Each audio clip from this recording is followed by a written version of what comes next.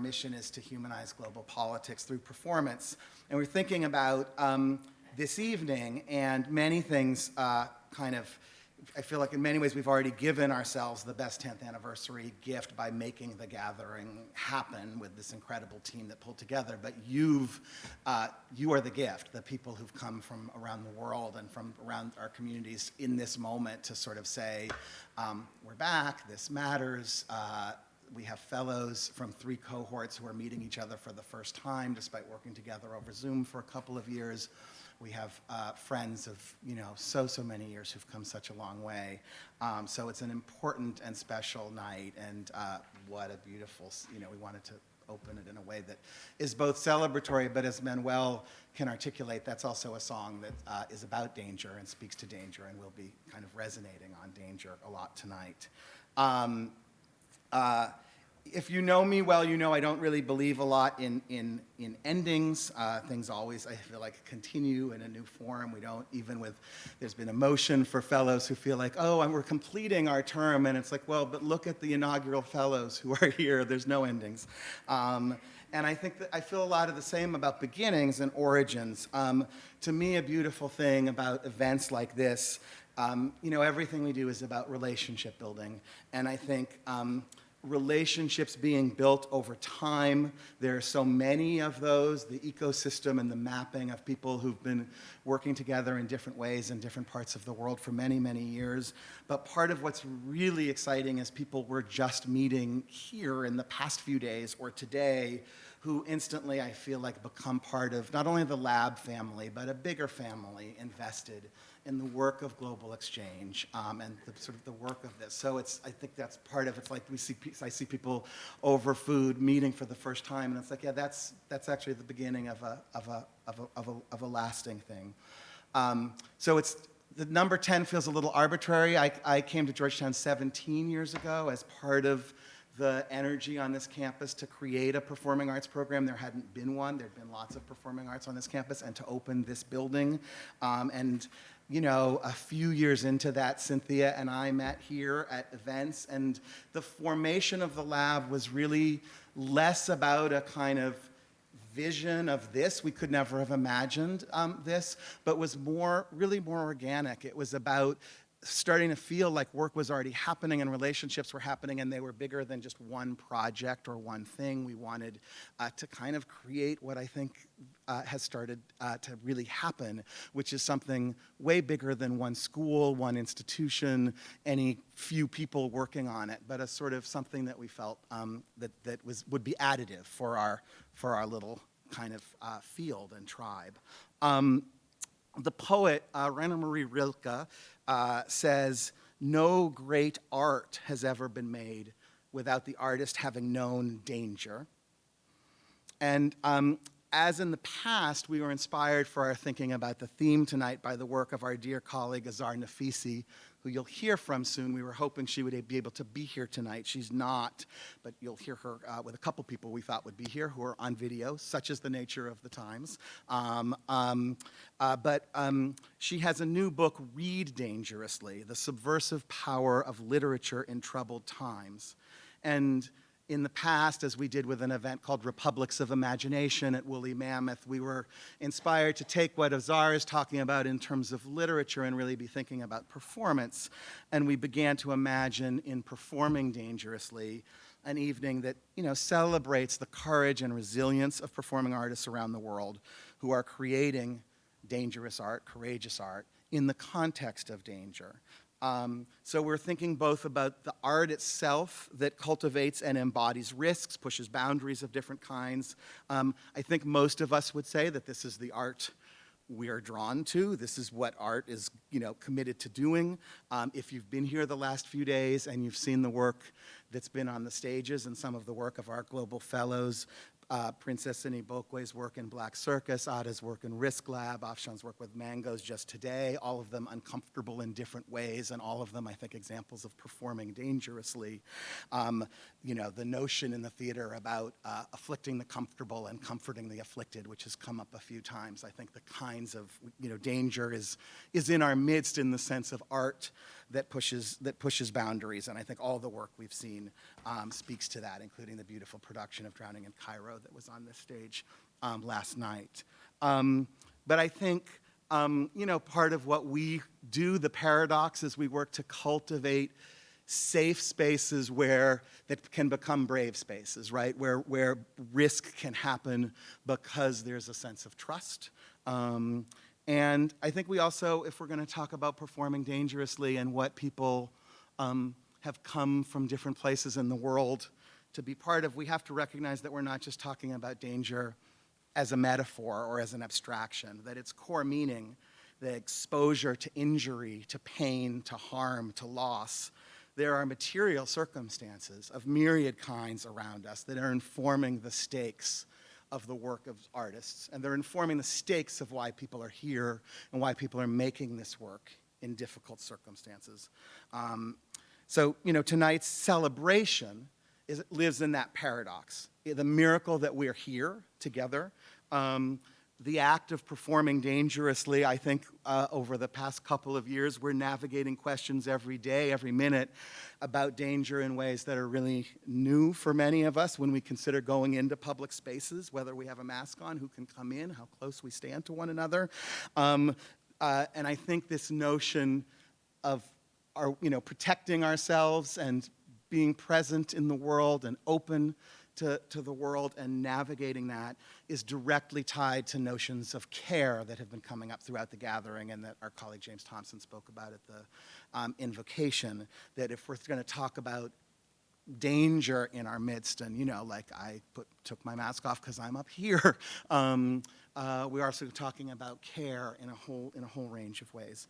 I shared this at the invocation, but it feels worth just naming. A few people said it was powerful to hear, and I missed some countries. So I just want to quickly say that we have at the gathering colleagues from Afghanistan, Armenia, Belarus, Cambodia, Canada, China, Colombia, Egypt, Ethiopia, Germany, Hungary, Iran, Iraq, Italy, Japan, Kenya, Lebanon, Mexico, Pakistan, Palestine, Philippines, Poland, Russia, Rwanda, Somalia, South Africa, Sudan, Sweden, Syria, UK, Ukraine, Venezuela, Vietnam, Zimbabwe, across the United States, also tribal nations and indigenous people.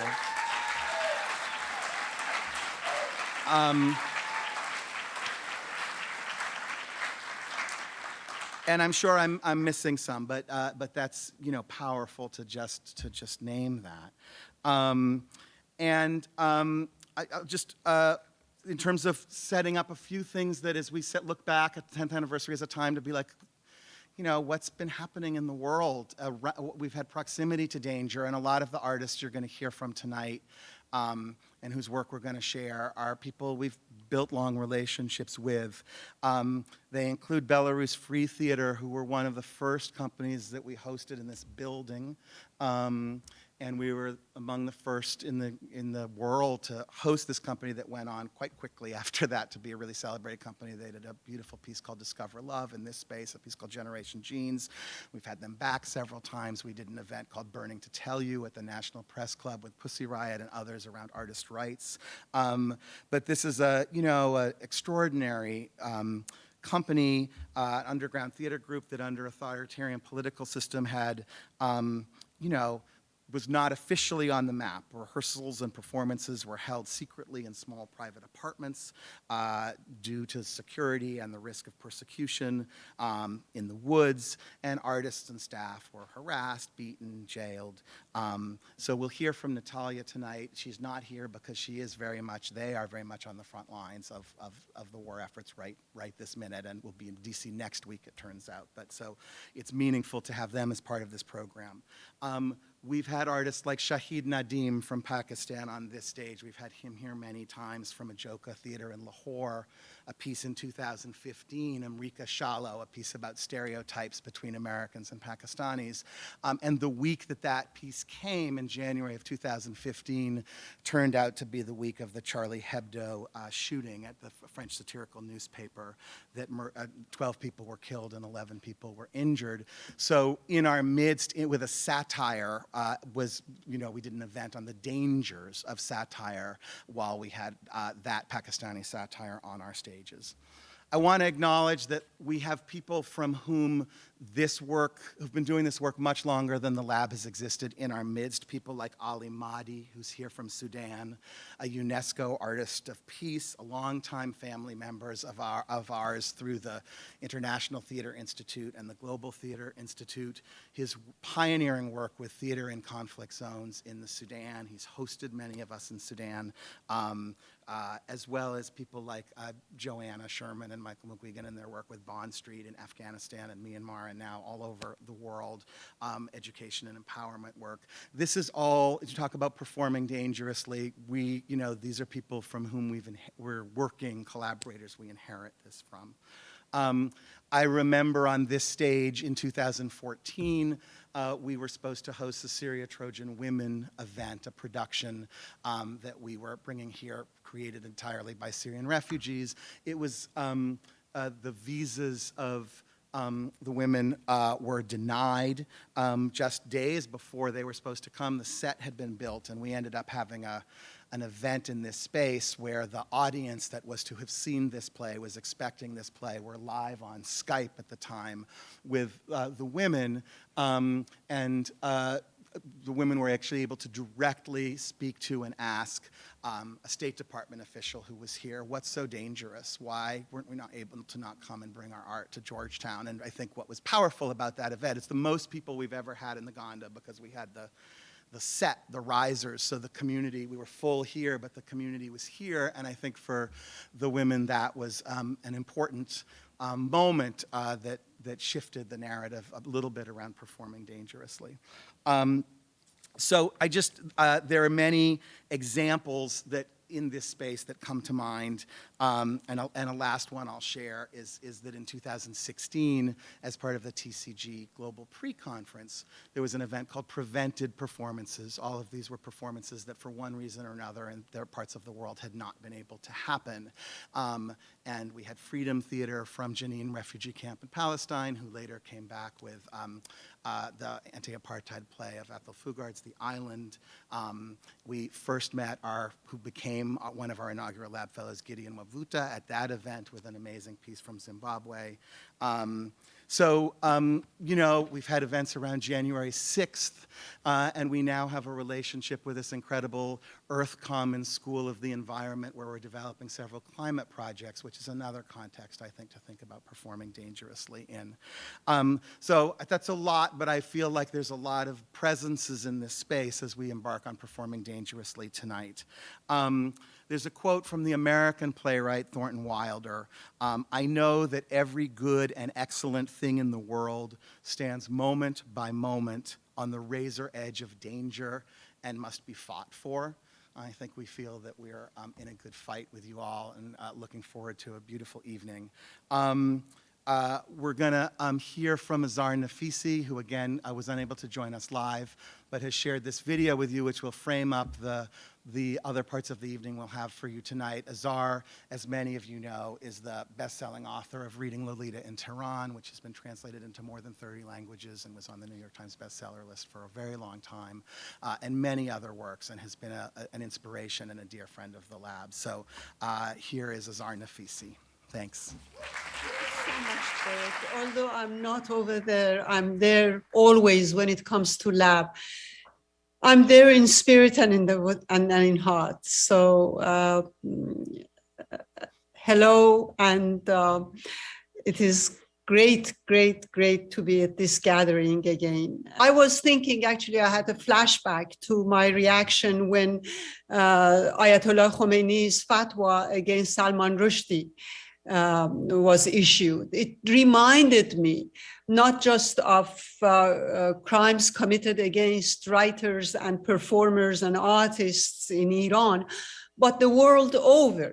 And this question kept coming back to me, which I have been pondering upon for a long time, that what is it about a group of men and women whose only weapon is their imagination and ideas? What is it about them that makes them so dangerous to some of the most powerful men in the world who have the military, who even have nuclear weapons, but they are so afraid of writers and of artists and of journalists that they are prepared to eliminate them physically in order to get rid of them. Ayatollah Khomeini called the humanities in the universities as more dangerous than the bomb.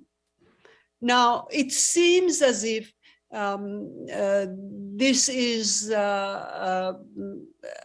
these men are all powerful and the artists have no power, but that is not so.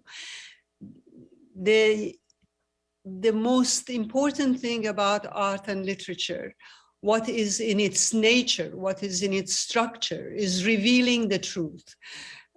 James Baldwin used to call himself as a writer, as a witness. Writers are, and by association, readers are,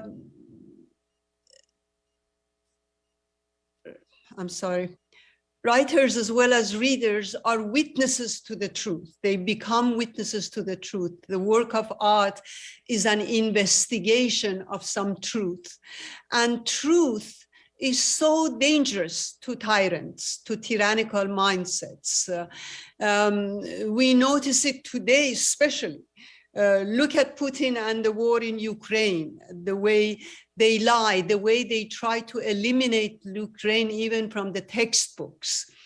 And look at our own situation. We live in a democracy, and yet there are so many totalitarian trends like banning books and in some cases even burning books and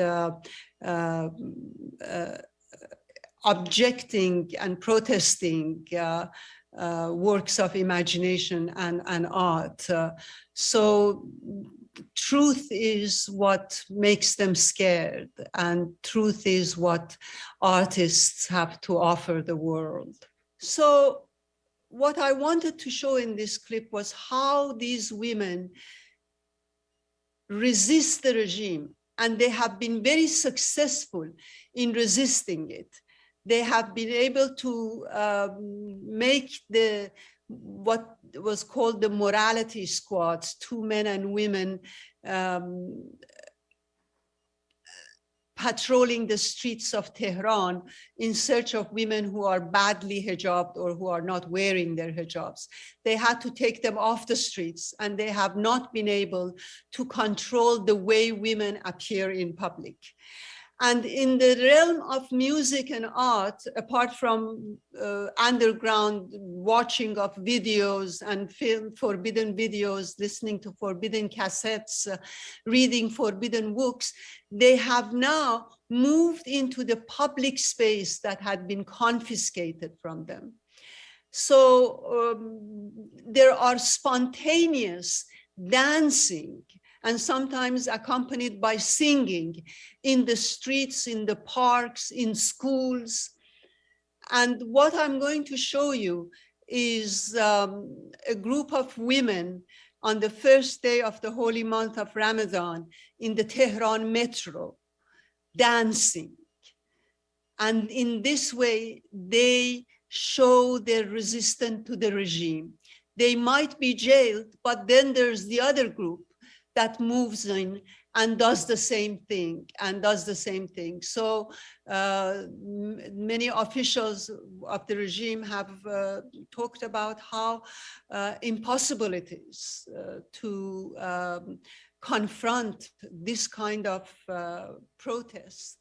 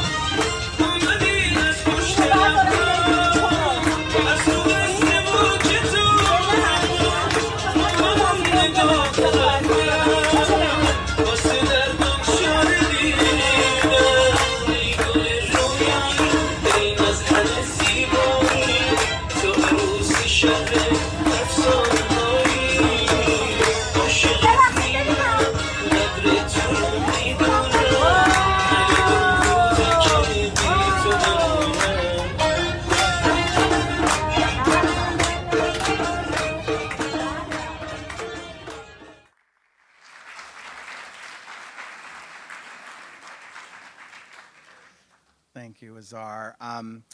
The dancing will be a theme tonight because they'll have an event. Resonant Bodies will close our evening, and so we'll have everybody dancing before the evening is over.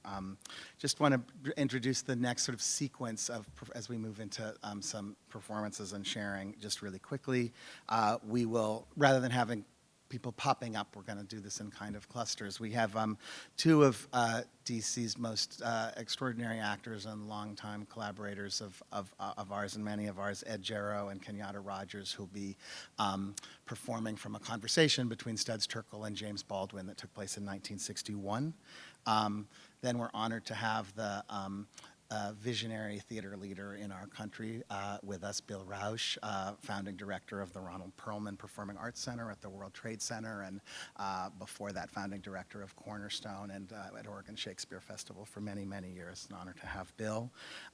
Heather Raffo, a lab associate artist and longtime collaborator of 9 Parts of Desire, and Nora, which was first developed here with us at the lab, with an excerpt from her work in progress, Migration Play. And one of our own current Lab Global Fellows, Vida Ataya, the Palestinian storyteller. So please welcome Ed and Kenyatta. Thanks.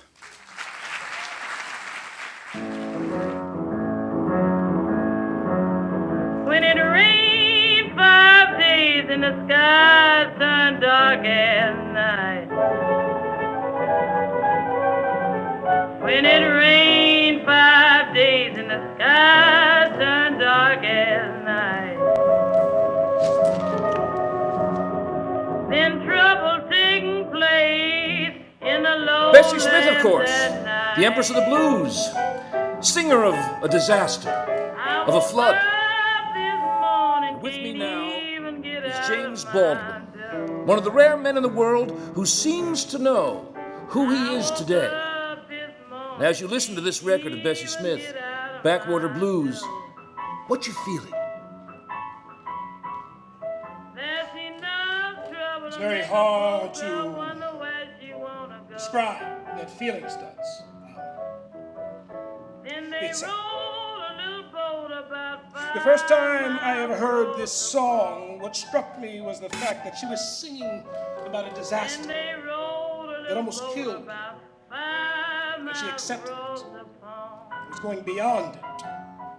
This kind of fantastic kind of understatement to it. It's the way I want to write, you know. Well, I've chosen Bessie Smith because you write of your being in Europe, and you say this: I came armed with 2 Bessie Smith records and a typewriter, and I began to try to recreate the life that I had first known as a child, and from which I'd spent so many years in flight. And it was Bessie Smith who helped me dig back to the way I myself must have spoken when I was little. And I remember the things I heard and seen and felt, and I buried them deep. And here's the part. I had never listened to Bessie Smith in America, in the same way that for years I never touched watermelon. But in Europe, I reconciled myself. Yes, well, how can I put that?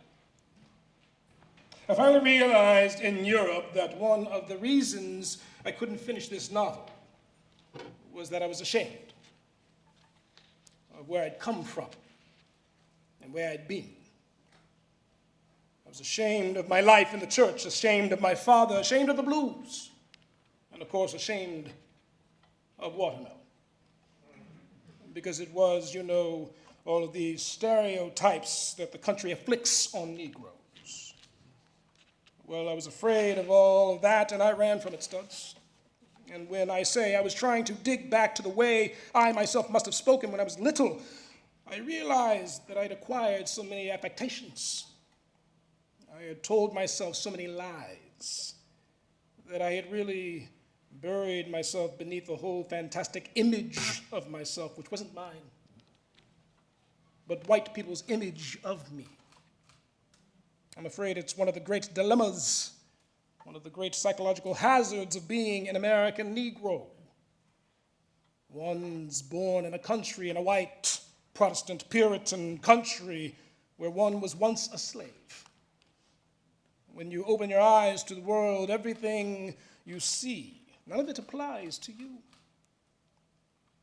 And all you're ever told in this country about being black is that it's a terrible, terrible thing to be.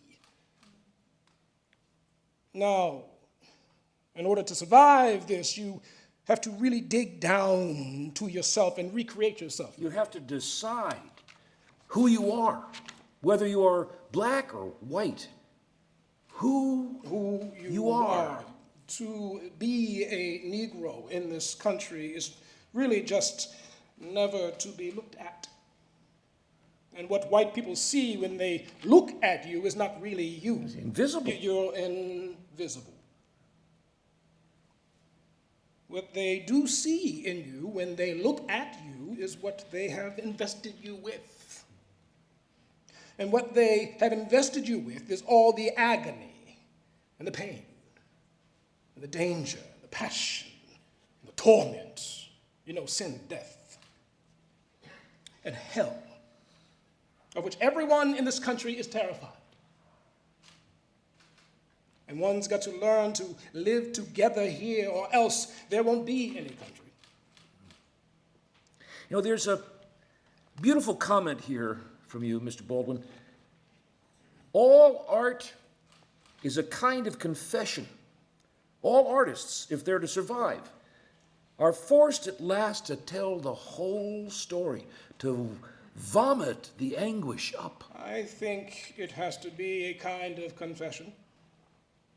If you can examine and face your life, if you can discover the terms in which you've connected to other lives, and they can discover, too, the terms in which they've connected to other people. As Einstein says, being part of the group enriches your individuality.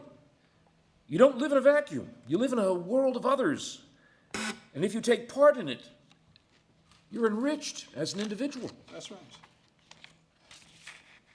And one's got to consider, Studs, the whole tension between the violent and non-violent, the dilemma and range of anguish of a Negro man who, in the first place, is forced to accept all kinds of humiliations in his working day, whose power in the world is so slight that he cannot really protect his home, his wife, his children, And then who finds himself out of work, watches his children growing up menaced in exactly the same way that he has been menaced. When a Negro child is 14, he knows the score already. When people talk about time, therefore, I really can't help but be absolutely not only impatient, but bewildered. Why should I wait any longer? And in any case, even if I were willing to, which I am not, how? The point you mean about go slow. You go slow, yes. Go slow. Take it easy. And it's happened to every one of us, I'm sure. When one has read something which you thought only happened to you, and you discover that it happened 100 years ago to Dostoevsky, there's a great liberation for the suffering, struggling person who thinks that he's alone. Art would not be important if life were not important. And life is important. Mainly, most of us, no matter what we say, we are walking in the dark, whistling in the dark. Artists are here to disturb the peace.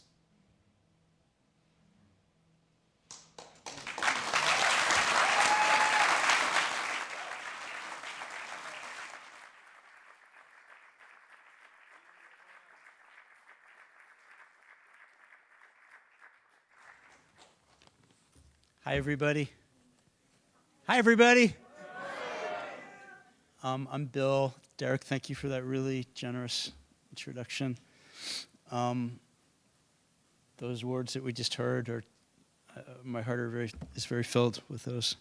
But I'm going to share just a few few words about the organization that we're trying to build at the World Trade Center. Everything about the Ronald O. Perelman Performing Arts Center springs from our location. The layers of trauma and the layers of resilience on that particular land, from the Dutch massacring the Lenape, through enslaved New Yorkers being buried outside what was then city limits, the wave after wave after wave of immigrants who entered this country through that part of New York Harbor. At one point in its history, the neighborhood was known as Little Syria. The Twin Towers were built and intended by their architect to be a symbol of international peace. The Twin Towers were destroyed as a symbol of exported capitalism. And then the determination to rebuild, and against all odds, to include arts and culture as part of that rebuilding effort. Our front yard is the 9/11 Memorial Plaza. Our building is an appropriately sober marble cube that is bursting with life inside. The marble is very thin, it's translucent, so sunlight comes through during the day inside the building, and at night the building is lit from within, so it literally glows as a beacon of hope. There were over 90 countries that were represented in those who lost their lives on 9/11.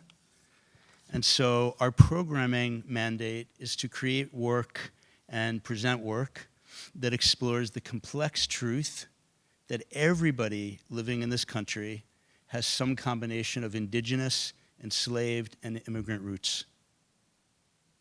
So we want to make connections with current immigrants who are living in New York City, as well as artists from their countries of origin.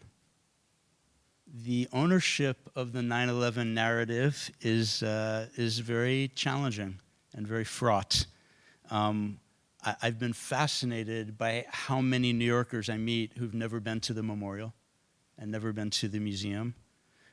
In fact, domestic and international tourists are the primary visitors to the 9/11 memorial and the 9/11 museum. Through presented and produced music, dance, opera, and theater, how do we honor the sacredness of that ground without presenting endless art about trauma? What is the role of joy in our programming? We know that we want to be committed to all 5 boroughs of New York City, and especially people living in all 5 boroughs who do not have economic privilege. We're putting a lot of our energy into building what we call civic alliances, and particularly strategic collaborations with what we're calling anchor alliances that will go on year after year. And certainly a strong thread of participatory work for people who may be first-time artists. We also plan to launch a commissioning cycle of new work in music, dance, opera, and theater that explores the crisis facing democracy. And in a shockingly original move, we're calling it the Democracy Cycle. It is truly an honor to be with all of you today.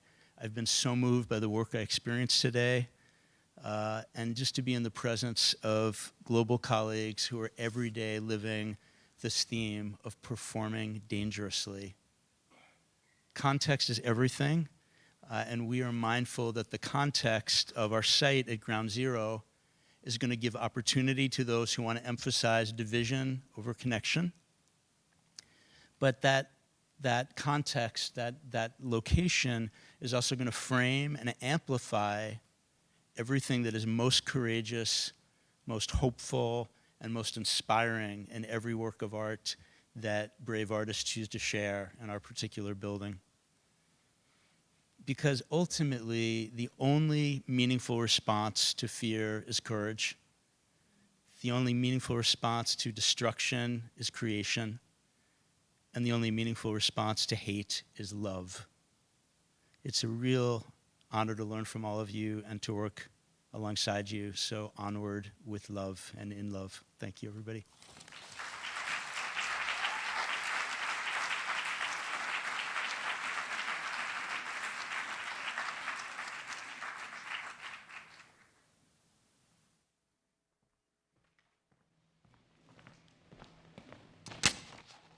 Hi, I'm Heather Raffo. I'm working on a new play that's a big global map of a play, and so I'm just going to read you a monologue from it today. It follows currents and currencies throughout the world. It's loosely about migration and the global economy.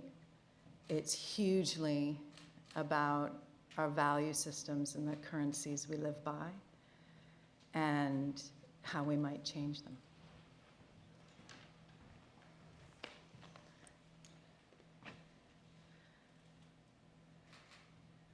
I smile. I see you, my eyes say. Thank you for being here today, for stocking, for everything. I appreciate you, my eyes say. His eyes say nothing. Thank you for your work. We need you now, all of us. Thank you, person, I don't know. Thank you, worker. I want to be connected, together, friends. Friends, his eyes say, from a distance. How's your job? Your family? I mean, maybe you hate your job or doing this job now, and what's this place to you? I mean, it's money, and I don't know, not that much money, or maybe you like your job, or are you afraid for your life? I'm sorry, I don't know what to say, but I mean, other people, they say yes with their eyes. They offer a way in. We're not going to survive this without each other. Survive, his eyes ask. Won't someone in charge just take some responsibility for what's happening so I can just be a fellow human here? This can't go on. I want to reach, touch, be part of. Okay, I'm sorry. I'm shopping here. I don't normally. No, I don't usually. I mean, does this mean I'm just like a part of it now, just one transaction away? I mean, that's where this is going, right? Right? Every choice I make about blueberries or pasta, it's going to determine the future of everything, of data, data, data, data, data, data, data, data, dad? Dad? Data, dad. Oh God. Oh God, my dad. My dad died. He died, and I can't touch, I can't bury, I can't hold not even a dead body. You're the only person I've seen. No, and why should you smile at me or consider just some woman? This is not your store. This is not even Whole Foods anymore. This is just some big network of nothing and nowhere, and my dad's dead. Oh, Dad. And how do you go on if you can't bury your dead?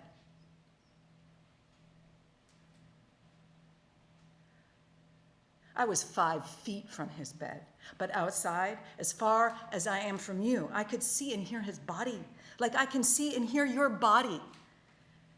The nurse called it actively dying when all the body can do is breathe. They let me stand outside his window when he was actively dying. They built me a tent when the rain was coming. So I got to be there. I had a window. Others didn't even have that. No first floor room, no earth outside, anywhere to stand on. I'm glad I wasn't allowed inside. I could feel him more strongly with my feet in the soil. I knew he needed to go, but he didn't know how. I held my hands up in prayer. I don't know what.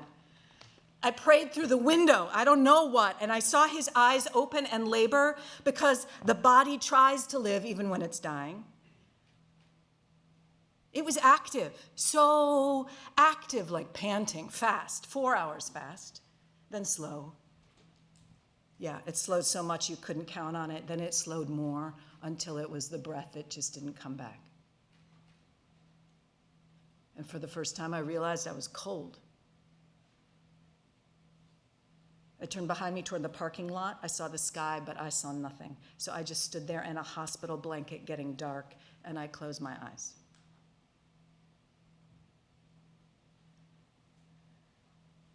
And that's when I saw his ancestors had his body overhead. First his mother, it was her baby, then his father and his grandfathers. A line of ancestors, orderly, with purpose, originating with me. Each pass of his spirit a blessing. I saw all the people who had come before me, worlds I never knew I came from, and it went on and on until it was hard to even see, and it still went on into infinity. It went on until he was passed back unto the star from which he came. He was from a different era, all structure, father and provider. He was a civil engineer. He built houses. He built bridges. He planned. He saved. He'd fix the toaster, not buy a new one.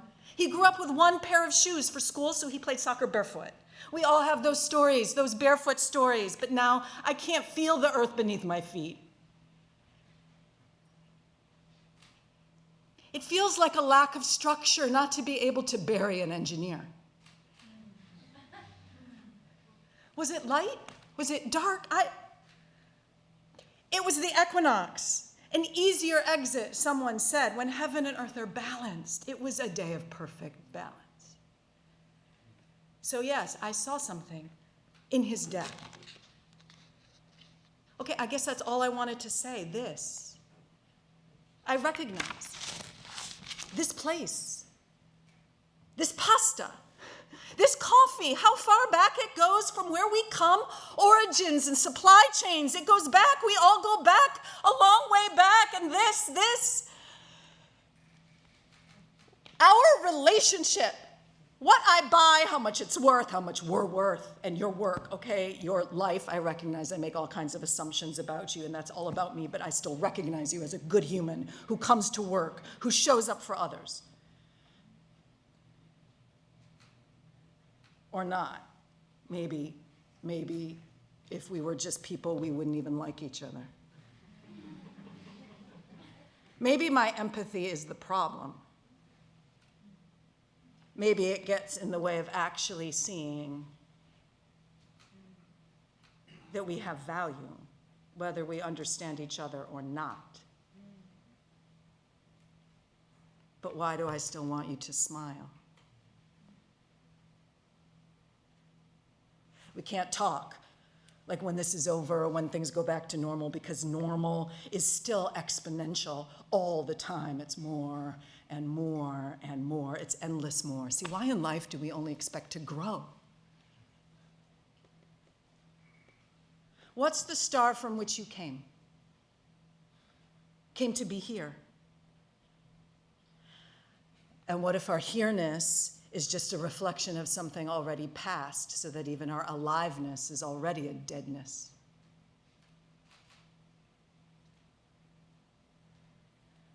I might be done.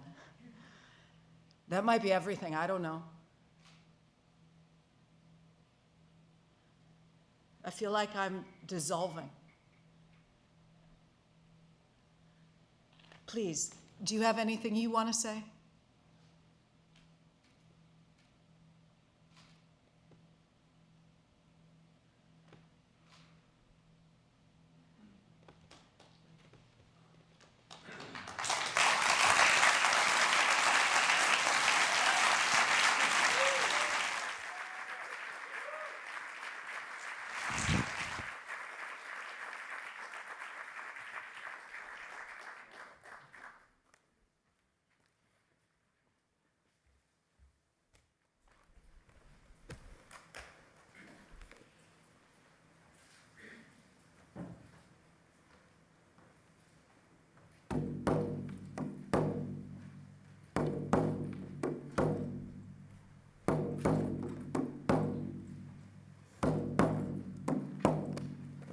Chan chan yama chan yeah yeah yeah yeah yeah yeah yeah yeah yeah yeah yeah yeah yeah yeah yeah.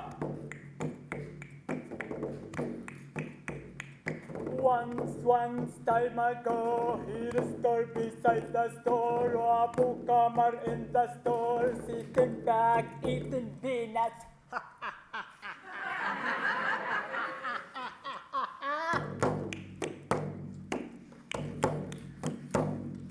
Stack كلونا وكالو كلال. They billeted us. How much would you pay for us? The cat jumped on the case, the grinding stone hit the ground. وقع حجر الطاحونة والطاحونة مسكرة. It's full of murky water. هون مقص وهون مقص. Caesar here and Caesar there. Here the cutters come to cut my tongue. Would you? Would you? No one?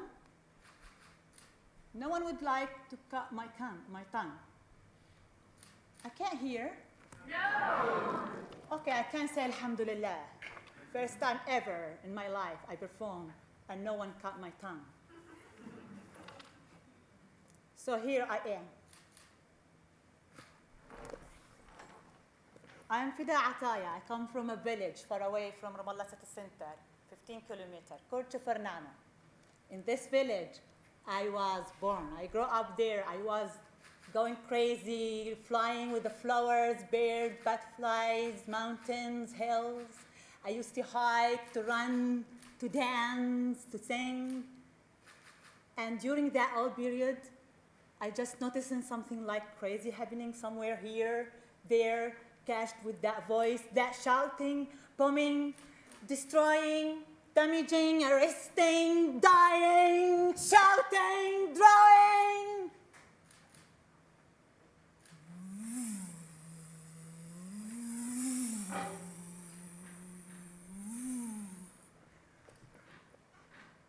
Demonstrations, shooting, checkpoint, a wall, colonizers, colonization.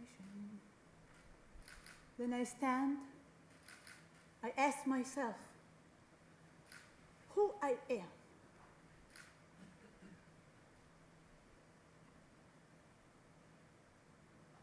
Shall I have a gun and shoot? Or shall I throw stones?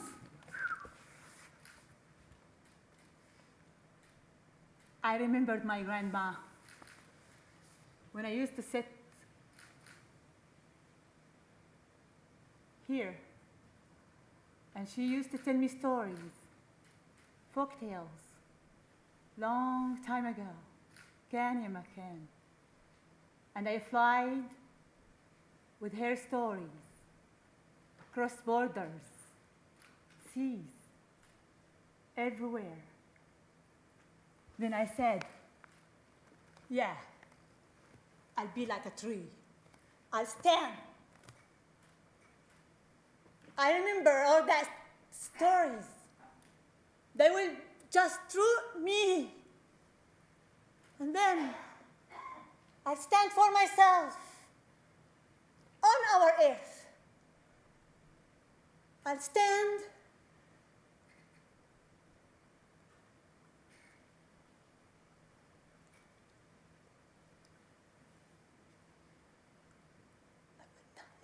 anyone uproot me. The olive tree. Then I flied with my stories inside Palestine, in the refugee camps, above mountains, in the rivers, here, there, everywhere. Then once I came back home. I was traveling. When I arrived, I looked up to the sky because always there's birds flying. We feed usually. But it was no birds, no things. I entered the house, Mama was cooking. She was making makluba. I said, Mama, where is that bird? She said, what about you ask? Oh, don't ask anyone. What about you look for them? Then I went behind the house, looking for the birds, up, down, here, and there. And I saw them, all the birds inside a cave. A cave? No, a cage. A cage? Yes.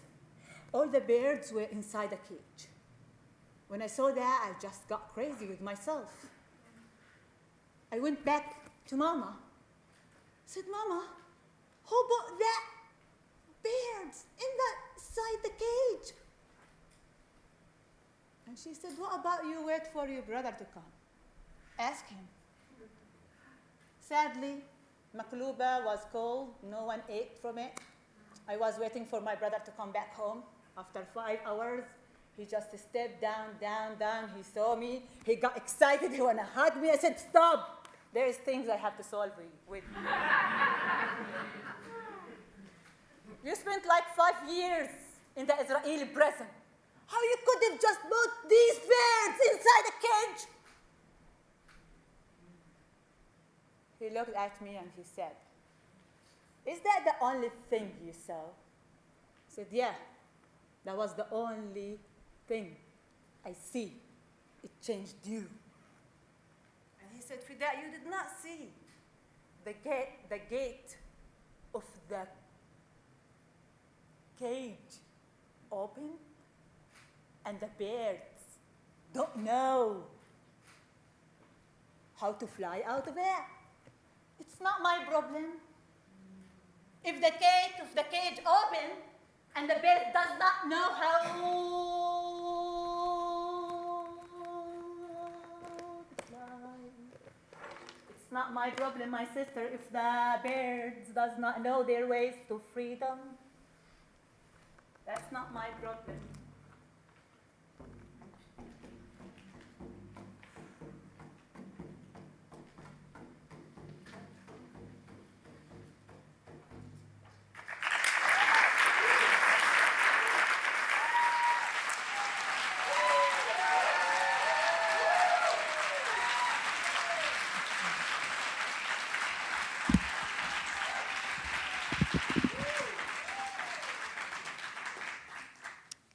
Thank you, Fida, and all these fantastic artists who really honor us with your presence. I'm Cynthia Schneider. I'm the co-director of the lab with Derek, and I'm going to introduce the second half of the program and give you a little context for it. What you're going to see in this half are first voices. We're going to see some voices from Ukraine. Kyle Cameron, Raquel Chavez, and Alex Templer performing Ukraine Diaries, and Scott Illingsworth will come up after me to introduce them. We're going to hear directly from Natalia Kenyatta, the founding director of the Belarus Free Theatre, who Derek spoke about, and we're going to see a performance by Alaku Freeman, excerpted from a Ukrainian play, Ukrainian Voices, Our Children, by Natasha Block, directed by A. Lorraine Robinson. And this is translated from the Ukrainian by John Friedman with Natalia Bratos, and it's part of a collection of Ukrainian playwrights under siege. It's a project that benefits Ukrainian people, commissioned by Philip Arno's Center for International Theater Development. And then for the final segment, my colleague Ijoma Tanyaka will come up together with Ursi and Francois to introduce the final two performers. Russia's war of aggression with Ukraine began February 20th, 2014, and the full-scale invasion began February 22nd of this year. But this brutal war is rooted in a war of narratives. This war began in the mid-19th century when Ukrainian political identity emerged with its own language. And right away, Russia tried to stamp it out, banning Ukrainian language in the 1860s in a vain attempt to erase Ukrainian identity. And why? Because an independent Ukraine is at odds with the fantasy of a united or Slavic or Russian nation, the same horrible fantasy that is driving Putin's aggression today. He declared war, you could say, in an article that he wrote last July, and then he followed it up with a speech on the day before the invasion began. Narratives, identity, trying to erase other narratives and other identities. That's what's driving this war. And the brutality against people is also mirrored by a brutality against history. The Russians are intentionally, and this is a war crime, intentionally bombing cultural and historic sites. They are bombing archives, they're destroying archives, they're even destroying online archives. Again, in a vain attempt to erase history and identity. But narratives are what's driving the Ukrainians also. They have their own so strong identity that they believe in, that's grounded in their culture. And we can see from their incredibly courageous stand how strong that narrative is.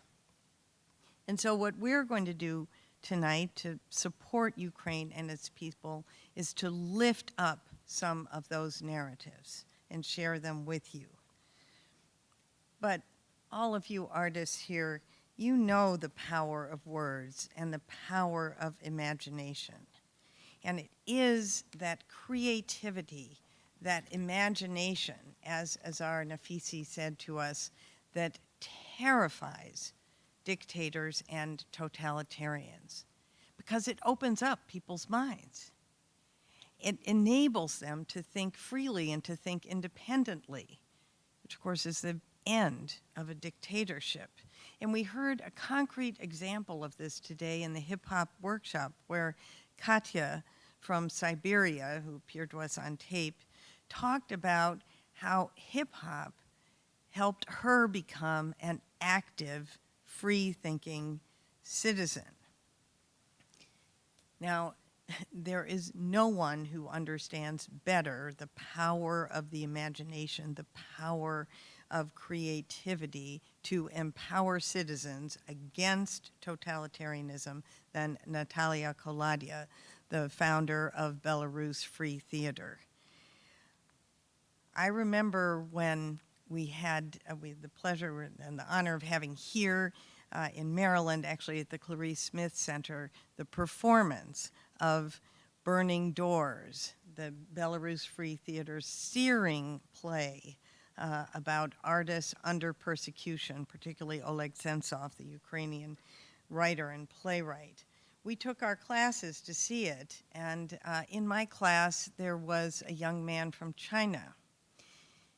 He had never seen anything like this before. If you don't know it, Belarus Free Theater is very physical, very graphic, very powerful. It just takes your breath away.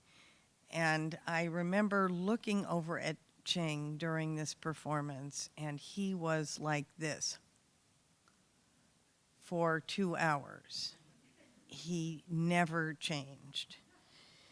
And I recently heard from Ching. He was asking me to write him a recommendation. And he opened his email to me. I hadn't heard from him in 5 years. And he said, I don't know if you remember me, but I remember that play that we went to. And he described it in detail. Ching's now working in China. He's a card-carrying member of the Communist Party. But somewhere in him is that little revolution sparked by the Belarus Free Theater. And I hope we're all experiencing more little revolutions in the course of the gathering, and Derek and I hope to spark many more little and big ones in the next 10 years. I want to conclude with another person who is not here with us, but who I hope you'll all think of, who writes dangerously and who writes in great danger. And that is an Egyptian political prisoner, and this is the book he recently published, Allah Abdel Fattah, You Have Not Yet Been Defeated. When I say he published, he's in prison, he's denied paper, pencil books, but somehow through speaking to other prisoners and them committing to memory and smuggling out little bits of paper, his family and friends have been able to publish this book of collected works. Allah is currently in his second month of a hunger strike. And one of the main reasons that he's on strike is because he's been denied books and pencil and paper. You know, totalitarians and authoritarians always understand the power of words. And I wish sometimes the good guys, democratic leaders, understood it as well. I'm going to conclude with just a couple of sentences from Allah's book, which again, I really encourage you to, you can get it on Amazon or wherever you buy. Don't pelt me with tomatoes. I really encourage you to get this book. Allah ends, towards the end of his book, he talks about two different narratives. The main narrative, which is the kind of consensus narrative, and then he talks about the alternative narrative. And he says about the alternative, this narrative brings together the experiences of the marginalized, the opposition, and the minority groups. The alternative narrative does not seek facts that contradict the main narrative. Rather, it seeks to take in the excluded voices, to document the missed opportunities and the aborted ventures. The alternative narrative is not ashamed of defeats, for it is not the story of the strong and the victorious. So let's continue with a few more alternative narratives. Scott Illingsworth, Associate Arts Professor at NYU. Tish, please come up and introduce the next.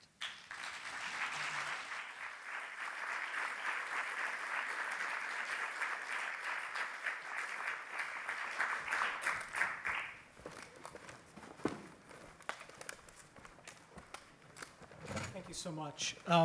Good evening. I'm Scott Illingworth, and I'm a co-founder of Society Theater Collective in New York City and Associate Arts Professor at NYU Tisch School of the Arts.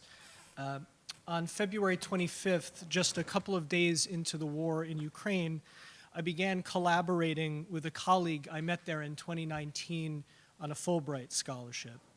She teaches Ukrainian children between the ages of 11 and 18. As she fled the country herself and tried to keep track of her students' safety, she began recording interviews and having them record audio diaries. These have been shared week by week with myself and a group of professional actors in New York, of about 12. This evening, you'll hear a few minutes from a work in progress. The actors are listening in real time to the edited recordings of these young Ukrainians and performing them verbatim.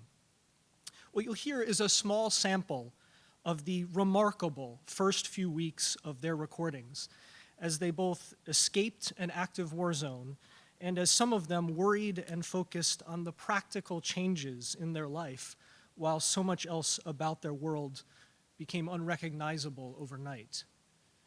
Just to let you know, we had a casting change late. This is Kyle Cameron, Paul Pontrelli, and to everyone's surprise, me as well. So.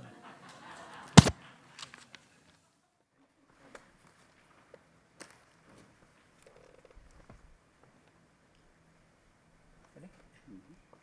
4, 3, 2, 1, go.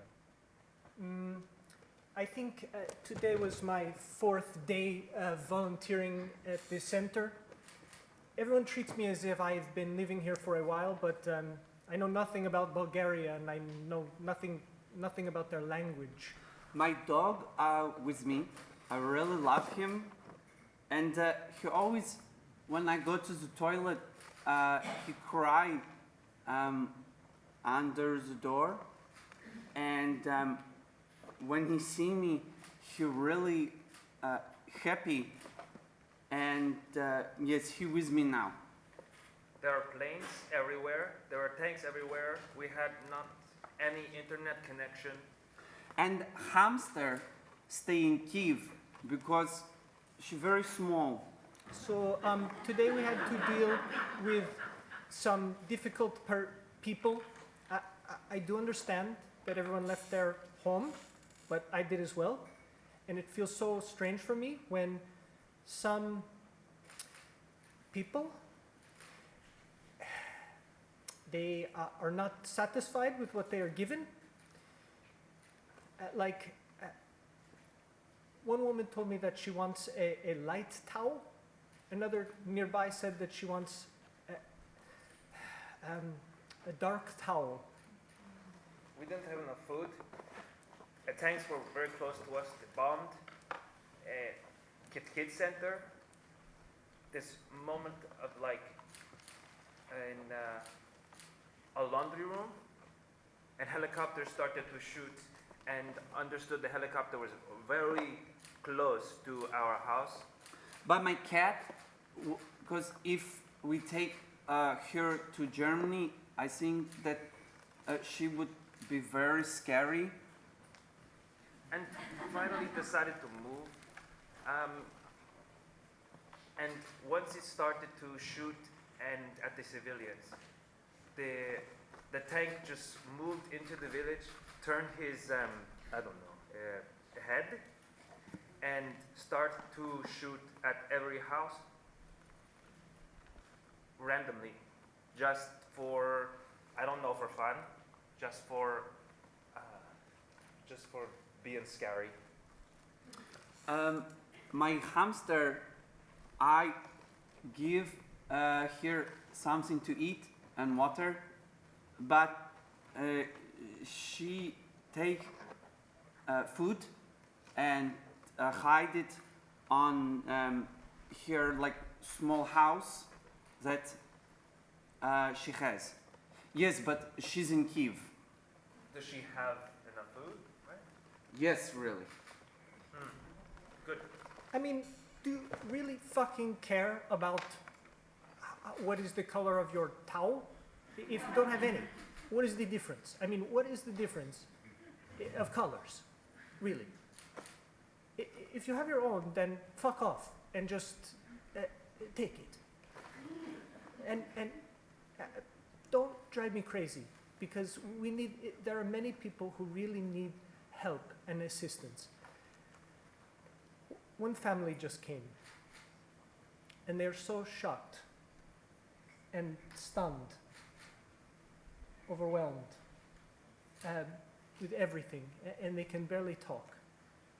There are like 6 people in their family. When I was 9 years old, I have hamster. A woman, her husband, her 2 daughters, and 2 grandchildren. So 3 generations. And they say they don't need anything. They don't need any clothes. But she's died. Because we take him or her, probably it was a boy. They don't need a flat because they are planning to go home in a few days or so. They're so shocked. Only mom, who has children, can talk among them. We take him to our friends, and he just died because it was a really stressed situation. And this is so fucking crazy that some people are neglecting towels and choosing between them. I have one book, not like Peppa Pig, but not about like killers or something else. We went upstairs to the shelter, and we saw a very beautiful like evening sky, and then we saw the fire, and fire start to develop, to burn everything that was in front of us. Everything is okay, but then explosion and a lot of fire. I think in this moment was like very cinematographic, because we saw the moment the perfect image was broken.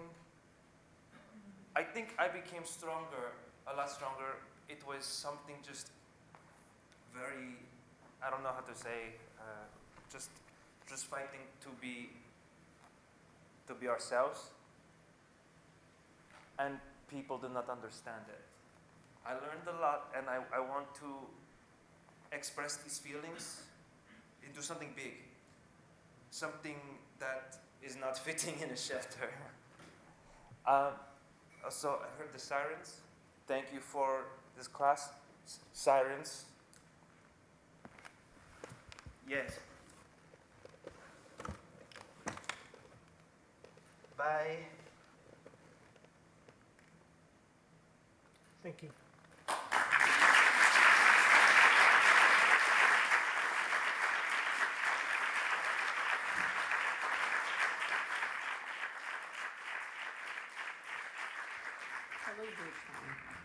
It's such a great moment to be there with you tonight. I guess there are so many of us who are coming from many different countries of the world, from those countries that continue to fight with dictators. We, as artists, have only one weapon. That weapon is our creativity and morality. Because creativity and morality put dictators into panic mode. We as artists must insist and continue to create those strongest messages for all over the world, for all world leaders, saying that we as artists must continue our fight. We continue our fight with theater, with music, with performing arts, with fine arts. We're creating those spaces for people that allow them to cry together, to dream together. With those dreams and tears, we will create that future that will be peaceful future. That future where it will be possible to exist with no dictators, where we will have free assembly, free expression. There will be no closing societies. It will be a space that will be created for critical thinking. Today in Belarus, there are more artists in jails than human rights defenders and journalists. In many other countries, there is the same situation. Today in Ukraine, musicians went to the war, filmmakers went to the war. All those creatives who are needed by the world to create safe spaces now at the point of a total extinction, because the biggest dictator, the strongest, that is supported for many years by Western money, when West enjoyed the benefits of Russian dirty money, now those people who are supported by those money are killing people in Ukraine, raping women and children. And now their musicians and filmmakers and theater makers stood up to defend their country. That's exactly the moment when we as artists must recognize the fact it doesn't matter what profession we do. We must stand up in unity and to create those spaces and those actions that will defend the democracy. We must move from words to action. We must, with our influence, make politicians work and stop the war in Ukraine. Thank you.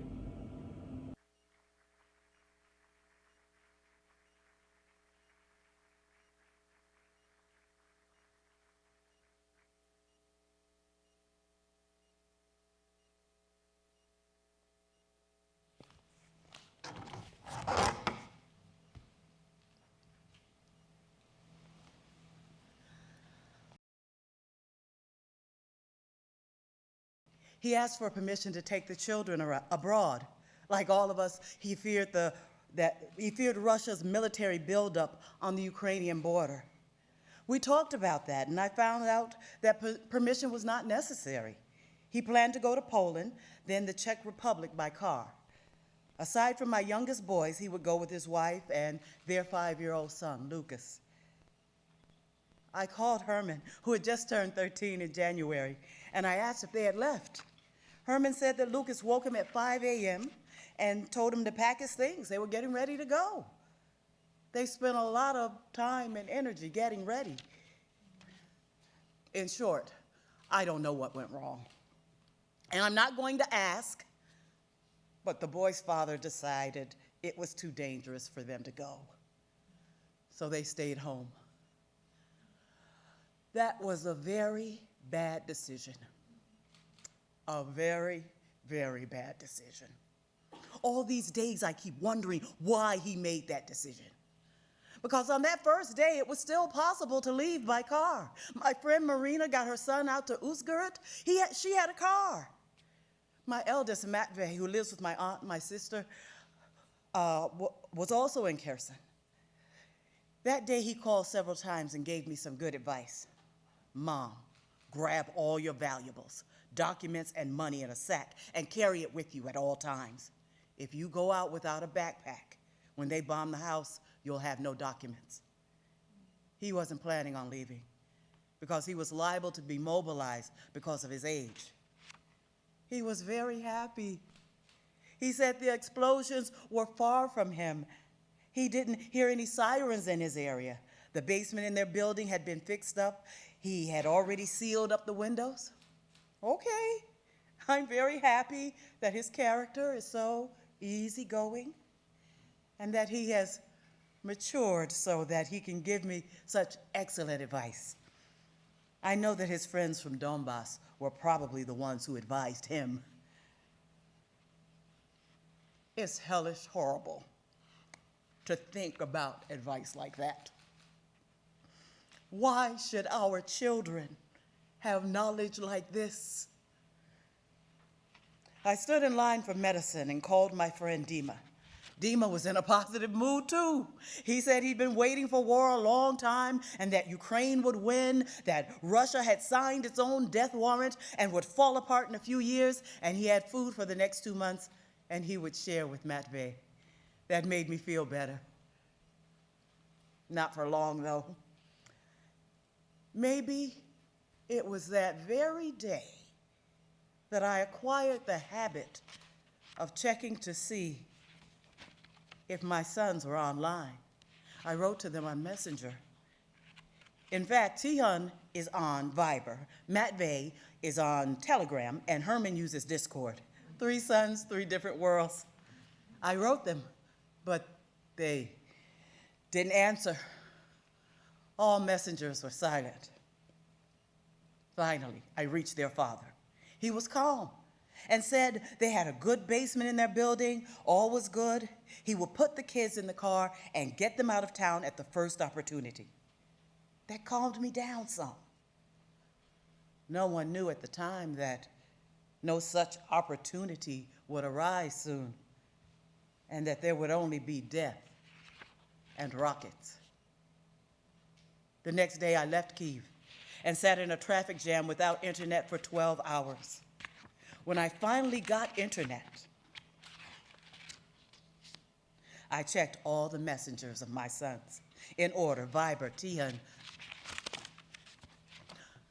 Tehran was last seen online 4 hours ago. Okay, he'd been in contact. Discord. Herman changed his status. Russia is bombing my place of residence, so I often sit in a bomb shelter with no internet. Matvey, Telegram, last seen online yesterday. Yesterday was a nervous day. I called my sister to hear her say that everyone was okay, everyone was alive, and that there was plenty of food. And I cooked soup, thinking that maybe they have nothing to eat, and that hunger was coming. My stomach clenched, and my hands began to shake. This animal, maternal fear and my desire to feed my children almost made it impossible for me to breathe. This morning I talked to Herman. He said Kherson is quiet. The bombs here are coming from Mykolaiv, and that if they were to leave, they would go to Spain because some relatives of their father had found an apartment there. I thought, let them go wherever they want, as long as there is no war there. But it still wasn't possible to leave. Herman said he loves me very much, and I love him very much. And Tikhon, Matvey, and my sister, and Kherson, and all Ukrainians. For many days now, I have wanted to hear that my children are safe. I probably never wanted anything so much in my life. My head is full of chaos and Kherson and all of our children.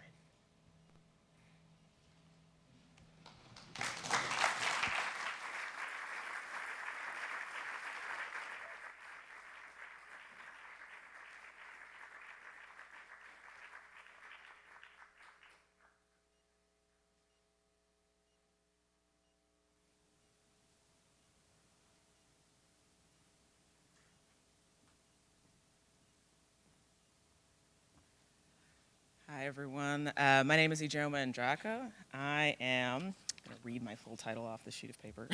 I'm the Inclusive Pedagogy Specialist at the Lab, as well as a Senior Program Associate for Equity-Centered Design at Georgetown's Red House, which is a curricular innovation hub at the university.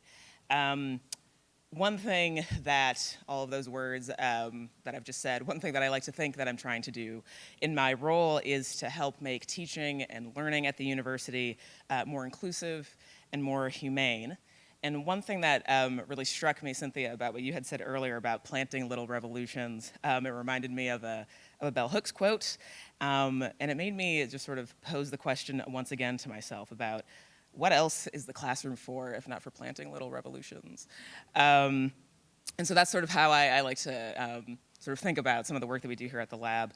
In our courses that we offer here at the Lab for our undergraduate students, we center the arts, and we do that for a few reasons. One is that the arts ask us to look. But one thing I've sort of learned in my own practice as an educator is that, you know, I can ask students to look, we can ask students to look at things, but we never know what exactly they're going to bring back. We'll never know what exactly that they'll see. And it's always really sort of exciting and always very emergent to discover what students are discerning in the things that we sort of share with them. And so one thing that we often do at the Lab is, well, like I said, we sort of do that in our courses, and some of the course-based projects that I work on really center this idea as well, sort of asking students to look and then sort of telling us what they see. So when I first began working at the Lab, one of the main projects I worked on was our In Your Shoes project. Through that initiative, we ask folks to have conversations with one another and to record those conversations and then to transcribe something that their partner said in order to perform it back to their partner. We think about it as a very close-looking exercise, and even though we'll offer prompts for these conversations, people will take the conversations wherever they'd like to go and create these really exciting, artistic, moving moments that they've decided to curate. They've sort of followed their interest in that way, and that's something that I find incredibly exciting. We also do that, though, in the other course that I support, which is our course called Bearing Witness, The Legacy of Jan Karski Today. I don't know about most of you, but when I came to the Lab, I did not know who Jan Karski was. And so I'll tell you a little bit about him and what I've sort of gleaned in the time that I've been working on this project. So Jan Karski was a Polish refugee during World War II. He was in the Polish underground government, and he spent a lot of time bearing witness and sort of collecting stories of folks impacted by the war, most notably also bearing witness to the horrors of the Holocaust. And he worked to report about what he was seeing to the Allied powers and other folks in places of power where they would be in a position to stop it.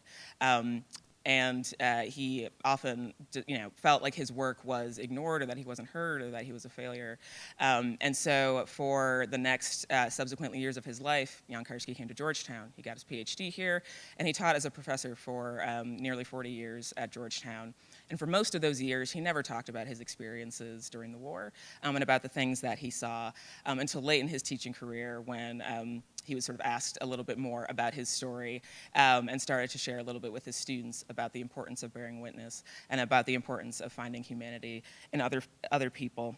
And so in the last several years, Derek, my colleague, as well as Clark Young, a co-playwright of the performance Remember This, The Lesson of Jan Karski, created this play, a lab co-production. It'll be here next week if you would like to come and see it, starting a 2-week run here in Laganda. Yes, thank you for those snaps. Look over to that. Thank you. And it'll be here. We teach a course about this play, sort of centering Jan Karski's story. And so if you're an undergrad in the audience, we are teaching the class in the fall. You can sign up. It is a 1-credit class. It is mandatory pass-fail. So I hope that entices you. But yeah, so one thing that we do with this class is we watch this play. We bring students to a performance, and we've run this class for 2 years now. We began it during the pandemic. Actually, in the first year that we ran this course, students saw a preview of the filmed version of this play, which you'll get to experience a bit of that in a few moments. But we ask students to take a look at the story of Jan Karski, to take a look at this this man who's on a bench on our Georgetown's campus, sort of commemorated in that way, but to think about what this person's story can say to them in this particular moment, what it means for them to take a look around the world that surrounds them, and to see, again, what they bring out of it and what they want to speak on, how it might shape what they're learning here at the university, but might shape their actions, might shape what they do out in the world after they leave Georgetown. And so, again, I find that really exciting. Again, hoping to continue planting these little revolutions in the fall with our coursework. And I'll turn it over to Derek.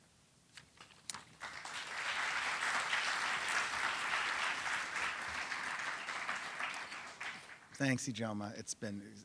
It's incredibly inspiring to get to teach with Ijoma and to learn from her. We're rounding into the final sort of stretch of this part of this amazing evening. We have on video the producer of the film version of Remember This that's coming out of Karski, and sort of you're really like the first people to actually really see the trailer of the film, which is now just starting to make the rounds. So we thought we would share that with you. And then we have the honor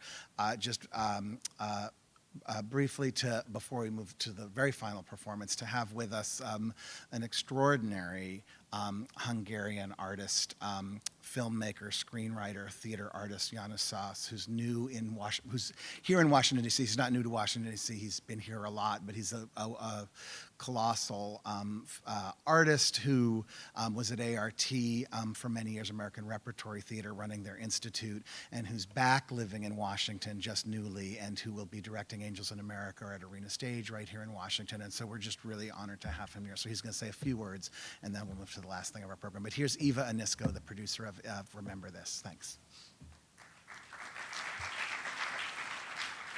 Hello, it's Eva Anisko, the producer of the film adaptation Remember This. I was lucky to catch the one-night performance of the play in January 2020 in London on the 75th anniversary of the liberation of Auschwitz. And as a Georgetown graduate, a Polish American with my own family Holocaust history, I was moved and compelled to capture this remarkable story on film and try to reach greater audiences. Karski's legacy is of historical importance, and his lessons are relevant today more than ever. I was recently in Warsaw for 3 weeks working with a small NGO on a grassroots mission to safely evacuate approximately 70 mothers and children from Eastern Ukraine and to help them get resettled. My effort was a drop in the ocean of needed support, but I was motivated by Karski's own heroic work and words. What can we do? What can you do? What can I do? What can we do that we are not already doing? Here's the trailer for our feature film, which we hope to bring to you in the coming year. Thank you. Human beings have infinite capacity to ignore things that are not convenient. Jan Karski, born Jan Kozielewski I tell my students, governments have no souls. No. I can't take any more. All the names, all the addresses. And I swore I would never break, never disgrace my Poland. Messenger of the Polish people to their government in exile. What are you waiting for? Jump! Messenger of the Jewish people to the world. He is dying. He is dying. Tell them over there in London and the United States that you saw it. Don't forget. He is more than the President of the United States. I see a Lord of humanity. No!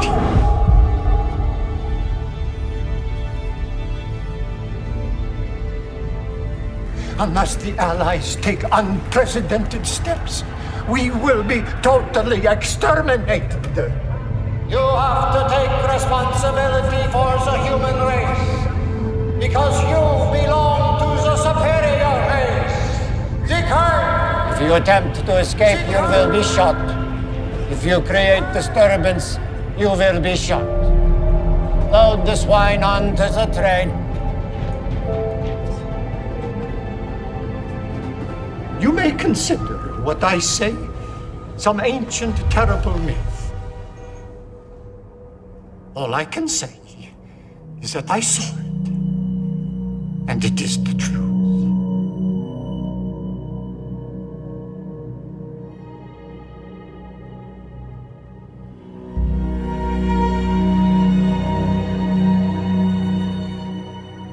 Remember this. Remember this. Remember this.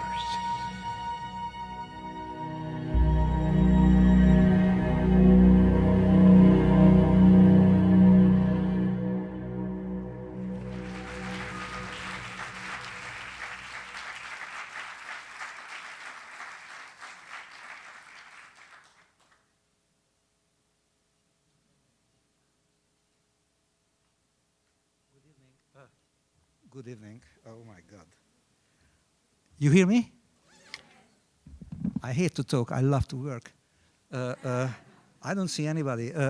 I have seen this show, and Derek, I must tell you again that it was shocking and mesmerizing and beautiful, and it reminded me, you know, where did I come from? You know, I'm very Jewish. You know, my mother and father are Holocaust survivor, and I can say, you know, I made a speech, you know, when I came here, but it was totally ruined by this amazing night, you know, and I cannot to follow what I build, and I must say, I'm very moved, and I really truly appreciate, Derek, this invitation. It means a lot, but it's not blah blah blah. It is really meaning a lot. You don't know. So I ruined my speech, and I know I don't want too much to talk. Approximately 3 weeks ago, because of I speak Russian, you know, and after I finished in Sweden my work, making Gorky lowering deaths in the Swedish Royal Theatre, I was just sneaking back to Hungary. Nobody knew, only my family. But because I speak Russian, and my 17 years old son just knocked me at 3 a.m., you know, and he told me, hey, Dad, you speak English, you speak Russian, you must to come with me. And he took to the railway station when Ukrainian refugees arrived. And my obligation was to help them, you know, just welcome them, to ask, register them, you know, and they just came through a corridor, you know, with luggages, basically women. And I just felt, you know, that we have a war in Europe. I'm coming from Hungary. I'm coming from a totalitarian country, you know, which agree with this Nazi Russian occupation, you know. And I have seen those people coming, old, young, babies, and I just remember, you know, some, I'm sure you remember also about the Auschwitz photos, you know, with this, you know, with the vulnerable people are just coming. And I just had a thought, you know, it is beginning again. And you know, the Derek wanted me to tell my own story, but you know, what is my story compared to them? They are coming from a war, you know. My story briefly, you know. Unfortunately, I'm Jewish, you know, and I'm very proud of it, you know. I'm very proud of my history. I'm being lived in Hungary, you know, which doesn't like us always, you know. And you know, 1.5 years ago, you know, just knocking on my door, you know, and storm 7, 8 policemen, you know. I have 2 kids, you know, and they have had to witness, you know, this storm. I don't know why, you know, because it is a kind of fabricated process. They want me to take back, you know, and I think to jail me or something. I don't know why. But the day before, you know, I quit a job which I had for 23 years, you know. It's called University Drama and Film in Budapest, which was took over by the Hungarian government, you know, and the people from the government, the lawyers, just came and they took over. They fired many people. They wanted to have me, you know, because I'm a kind of known somebody, and I said, there is no way that I'm giving you any identity. And it was too loud, and basically many times I'm too loud. And I'm a fresh refugee here. I have been here many times, you know, teaching and being and living, but no, I'm with my children, you know. I just took them today to the Montgomery schools. So we are here, and your country is giving a shelter for me, but I will never stop talking. I will never stop, how to say,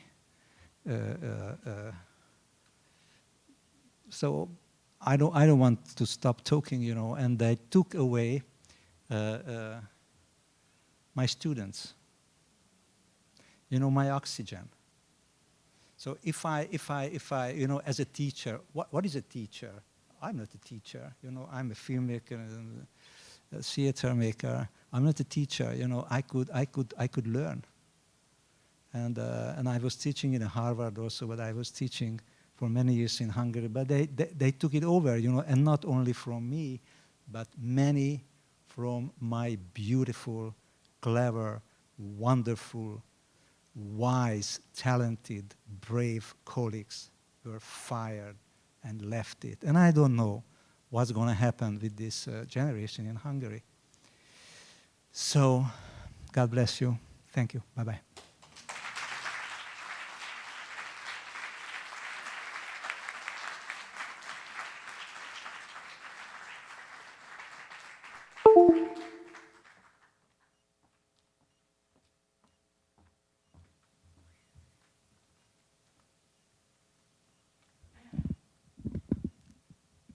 Good evening, everyone. We're running a little bit late, so I'm going to try to make this brief. My name is Erciane Francois, and I'm the General Manager, Associate Producer for the Laboratory for Global Performance and Politics.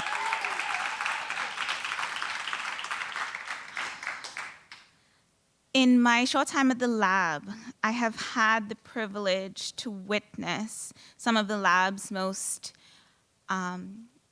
poignant pieces of work that really they're the epitome of our mission and what we stand and strive for. It's also, for me, a great indicator of our future trajectory. As a native of Trinidad and Tobago, I'm no stranger to the power of the arts and its importance in narrative, music, and ensuring the continuance of a people and a culture. This is why I'm grateful to be trusted with the responsibility of helping this remarkably unique organization celebrate their work for these past 10 years and plan for the next 10 years. To Derek and Cynthia, congratulations on creating this unique place of refuge for art, ideas, and exchanges.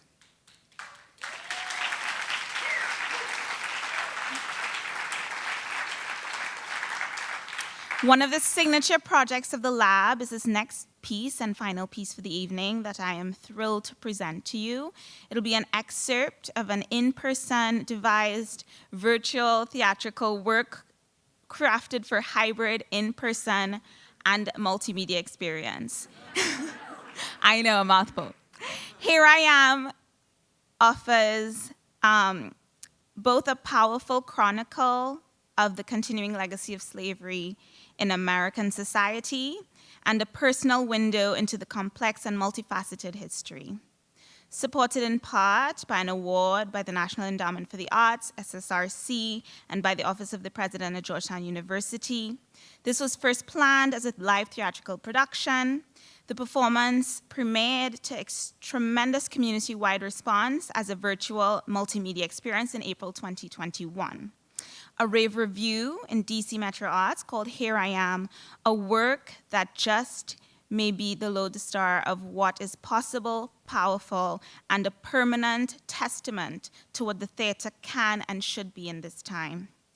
A native of New Orleans who began her studies at Georgetown in 2017 at the age of 63, Mélisande Short Colomb is a direct descendant of Abraham Mahoney and Mary Ellen Queen, who were among the 314 members of the group known today as the GU 272, enslaved people owned and sold by the Maryland Jesuits in 1838 to rescue Georgetown University from insolvency and bankruptcy.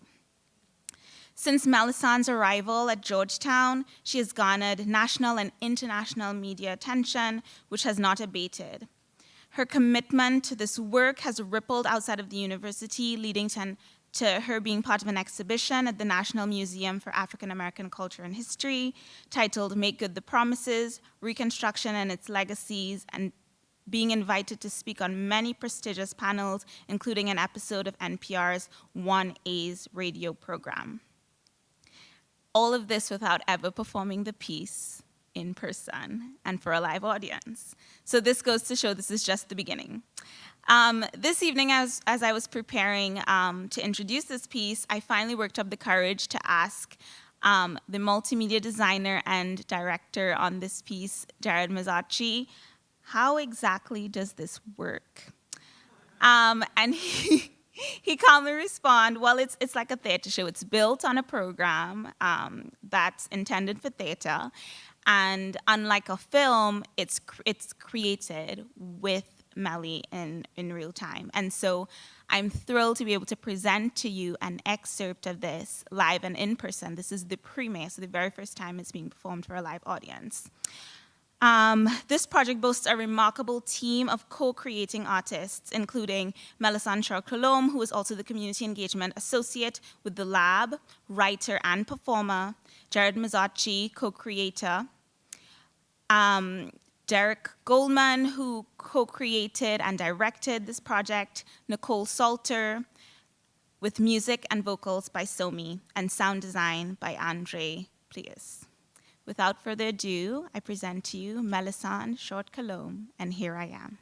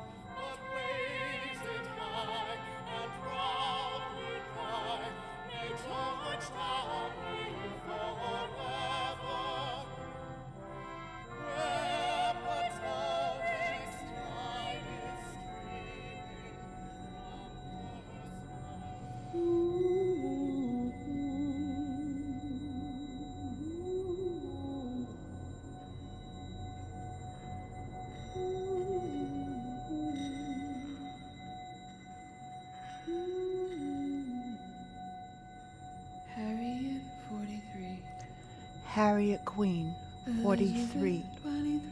Her children, Elizabeth, 23, Isaias 21, Mary Ellen 17, Nancy 15, Martha 10, James Francis 1 year. Robert Mahoney 43, his wife Mary 38, their children Abraham 16, Robert 14, James 12, Bridget 11, Mary Jane 10, Susan 8, Sally Ann 7, Nellie 6, Charles 5, one unnamed child, 2 years.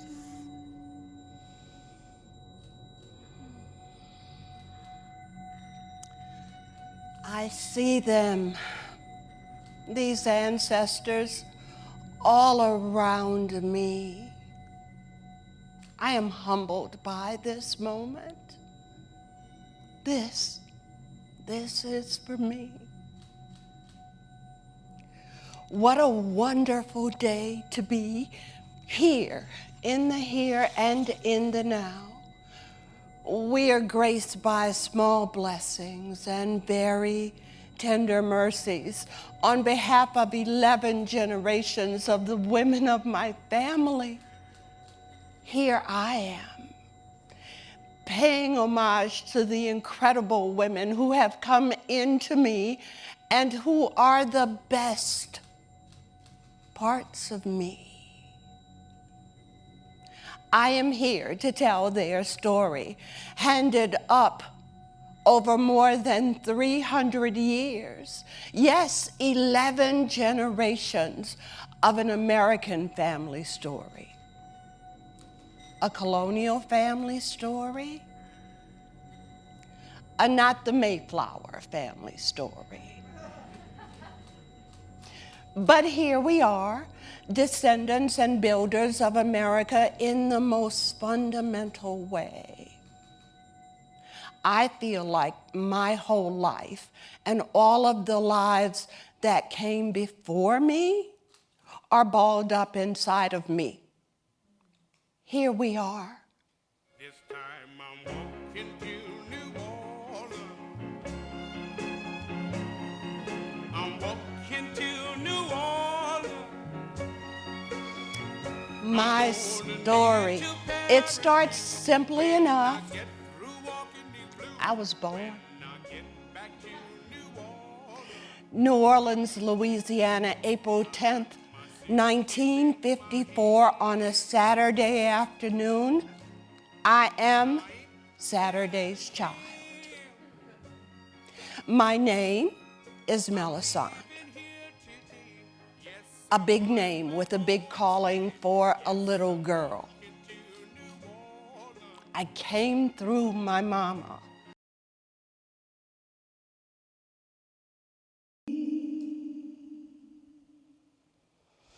The reason why I'm here is because my heavenly grandmothers were here, are here.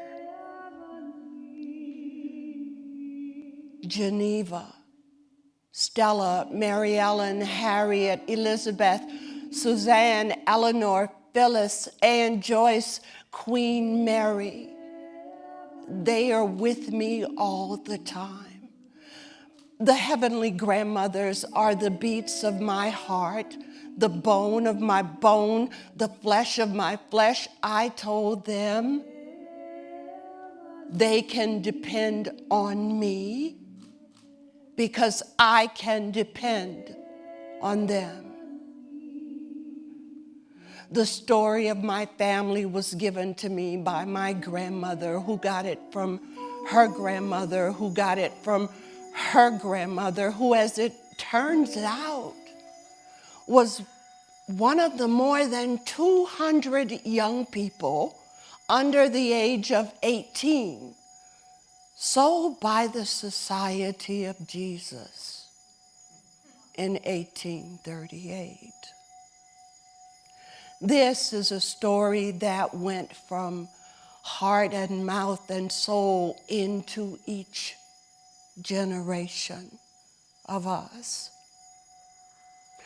I am the descendant not of slaves, but of people like you, who were denied their right to freedom by the contrivance of law. Their labor was commercialized, capitalized, exploited for profit. They were not slaves. No person under God's sky is born a slave. They can only be enslaved by enslavers. What kind of people craft laws that forever consign the children born from the bodies of black women to be slaves in perpetuity for all of their lives?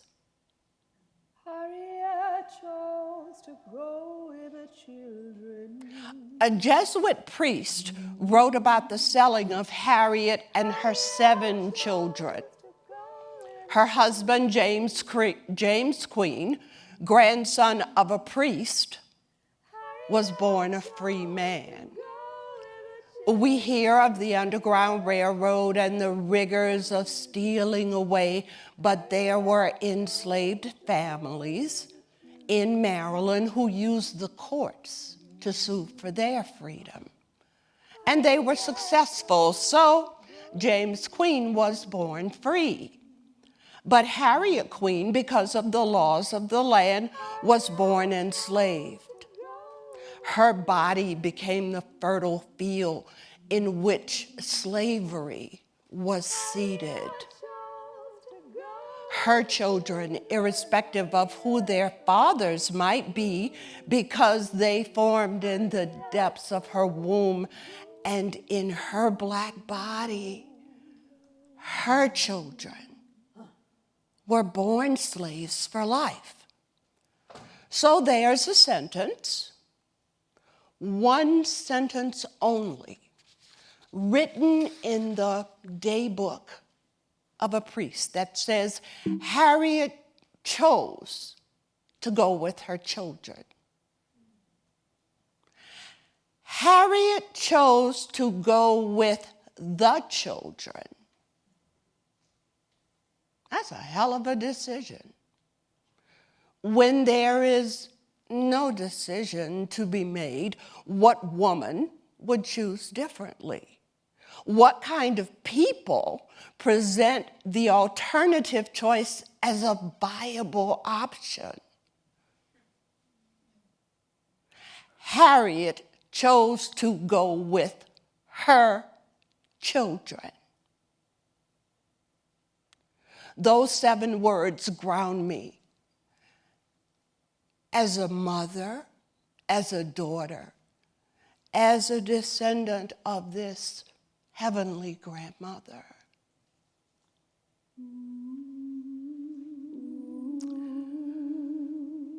We spend so much of our time as human beings in our little viral way of survival.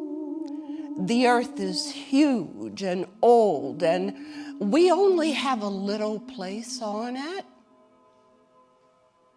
That's where we get to live. All we do is fight and make it hard for other people to live. People, human beings, have made it hard for living things on this earth. That's not right. The earth is not a promise. Our existence is not a promise. Here I am. Here you are. Harriet Queen, 43. Her children. Elizabeth, 23. Isaias, 21. Mary Ellen, 17. Nancy, 15. Martha, 10. James Francis, 1 year. Robert Mahoney, 43.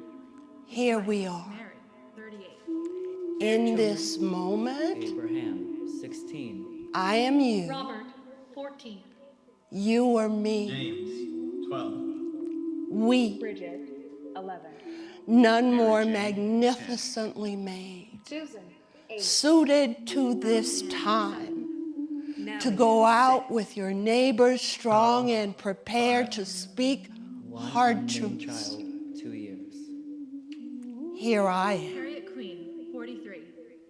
Her children, Here we are. 23. Isaias, 21. Mary Ellen, 17. Nancy, 15. Martha, 10. James Francis, 1 year. 'Cause we are here. His wife, Mary. Here we are. Their children, Abraham. I am here. Here I am.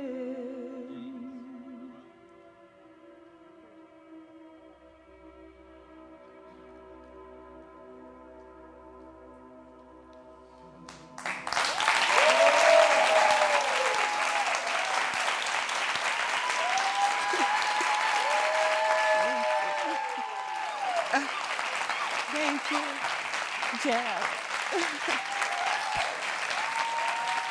Thank you. Thank you.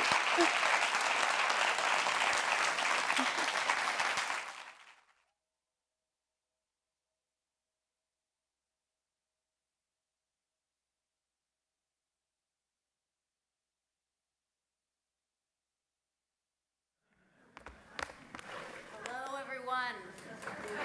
I'm here to invite you to the next event of the evening. My name is Emma Crane Jaster, and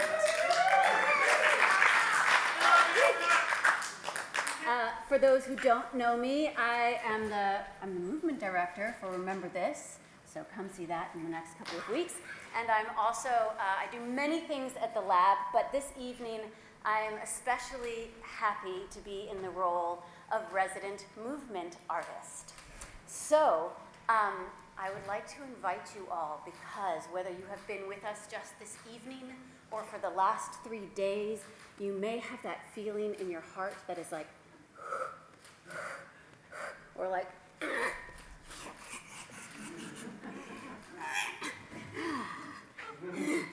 okay. And you may be feeling like, oh my gosh, my heart is my whole body. So I want to share with you that I learned this nice statistic recently, which is that of all of the ways that we communicate and connect with each other, which is so much of what we yearn to do as artists, verbal communication makes up only 7% of what transpires between us. And so for the final event of the evening, we will be following back out the lobby doors and down, go to the right, down the steps to the tent. We have drinks and dessert, and then some movement and dancing. Yeah!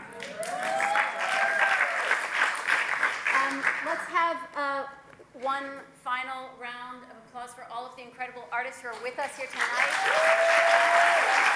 Thank you, all of you.